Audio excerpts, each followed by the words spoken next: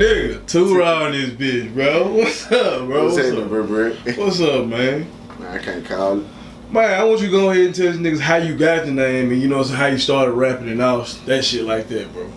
To make the story short and sweet, like, man, I really been rapping since I was like 9 years old. Like, my big brother was really the first person in our family rapping, and like, when he heard my voice, he was like, bro, you sound damn near like me. Like, I think you can do this shit. So I started it or whatever, and like me, I just constantly kept elevating with it. And like, first I started off as Menace the Lunatic, you know, everybody had a little typical street names or whatever. But the TooRaw actually came in, I was actually locked up. And it was this dude from, I think he was from North Little Rock or whatever. And I was sitting there spitting or whatever. And he was like, man, what they call you? And I was like, Menace. And he was like, man, bro, you need to add that TooRaw to it. Like, you raw than a motherfucker. And I'm like, appreciate it, man. I might take that in consideration. And then when I came home, everybody was listening to my music, and it just kept on saying that. Everybody, exact words was raw, raw, raw, raw, raw, raw, raw. So I added the TooRaw to it, and it just stuck with me. Okay, all right. And like I said, where you let the niggas know originally where you from and all that shit, cause you know niggas act like they don't know about Blythe, or like I tell them until some shit happened, and then. I mean, I'm from here. I'm from Blytheville, Arkansas. Man, East Side, everybody know the strips. If you from here anyway, I'm from Lily Street, you know what I'm saying? And like, man, everybody know me around here from that mic shit. A lot of people tend to act like they don't, but hey, they know what it is. So, you know what I'm saying? Like we was talking about outside, you know what I'm saying? How niggas really wasn't fucking with. Like, speak on that, because I want niggas to understand that whole, niggas preach unity in the city, but it really ain't here unless niggas feel like they can truly benefit off you. Right. Like, man, when I first started going to people, like, man, I won't be messing or whatnot a name drop, because those who know who they are know who they are. Like, man, I was reaching out to everybody. And like, man, I was telling them how cold I was. I was even trying to give people a chance to hear some of my music, and they would brush me out, brush me out, brush me out. So I put my chips together and came up with my first CD, which was Too Easy. And like, it was okay. Like, it had a lot of nice songs, but I felt like the production wasn't what it should have been. And it did good. And like, from Too Easy, it came 2 Against 1. And like you said, people really don't like to fuck with you until they feel as if they can benefit off of it. And when 2 Against 1 dropped, people actually seen that I'm serious about this. They seen that I'm actually tough. And after that, like, people started inviting me to shows, people started asking for features and everything about that. But the only problem with that is, if you was actually with unity the way you say you are, you wouldn't be basically trying to bird feed me. Like, you wouldn't be sitting here, well, how can I put it, lowballing me. Like, man, you wouldn't invite me out to a show and you getting paid, but I can't eat. Yeah. Well.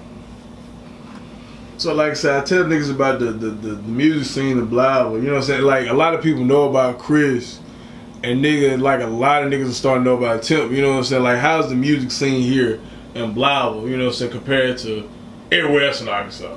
I mean, everywhere in Arkansas, really, I don't even know half of the people in other parts. And those who I do know, they don't mess with us down here. Like, man, it seems like Arkansas is divided as a whole. Like, people always hollering about, well, it ain't no unity in Blythe, but it ain't no unity in Arkansas, period. Like, can't too many people, well, not too many people, but too many artists from Blythe will reach out to some people from like Conway, Little Rock, and actually get a nice feature. Like, people would sit there and basically brush us off as if we ain't as talented as everybody else. Yeah. But the music scene down here, like, we have a whole lot of talent. A whole lot. So you ever heard of my boy D-Dirt in Little Rock? Yeah, I heard D-Dirt this dude that do the Sauce of the Toss. Yeah. Yeah, I had a track on there, and like they actually was feeling the track and everything. My manager, Big Z, shout out to Big Z. He with the 18 DJs and everything, and he do a lot of networking with a lot of people from up that way. Like a lot of people, and D-Dirt is actually one of them. Yeah. I think that's like Dion's LB, Lion Brothers, shit like that. Right.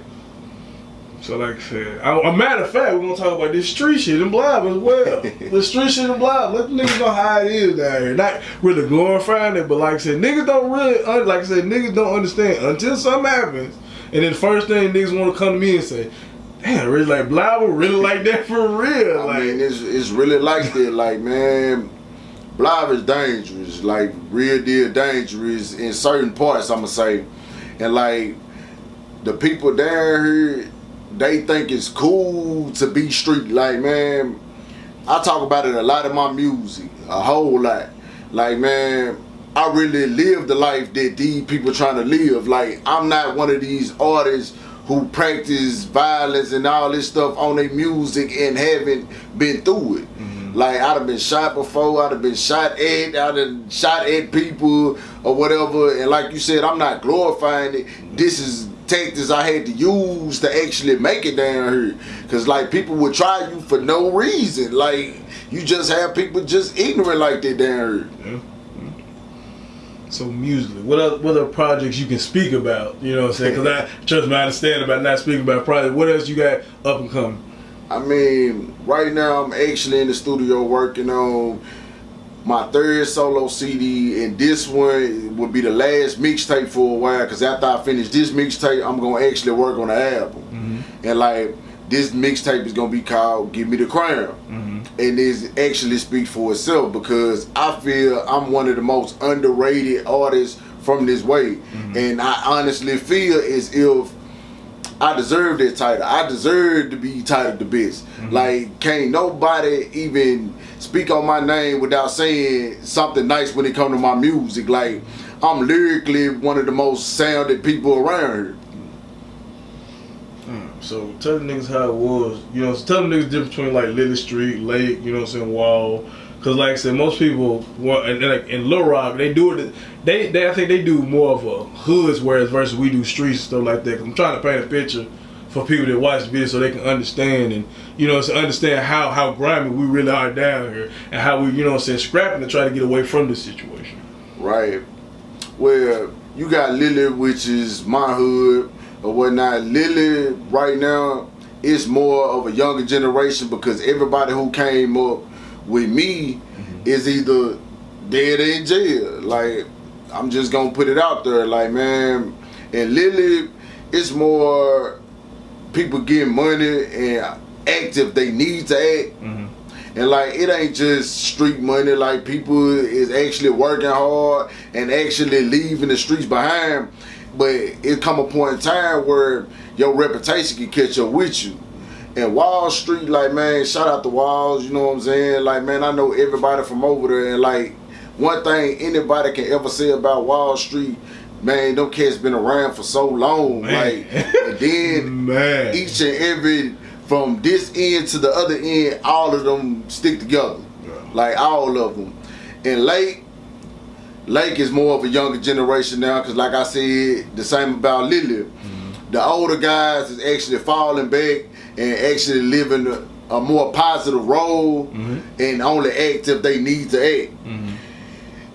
And let's see, if you want to speak on the west side, like... Yeah, I was about to ask about the west side, If you want to speak on the west side, like east and west, it used to be a lot of hostility. I told niggas that. Like a whole lot of hostility. I was like, man, it was people taking losses on east side, like people having to bury people from over there and having to bury people from the east side and everything. Like, but I'ma say it's more unity now than it has ever been with the east and west side. Like, we don't have to worry about if I was to ride on the west side, somebody shooting at me or me hopping out shooting at them. Like, we can actually see each other and speak and everything else.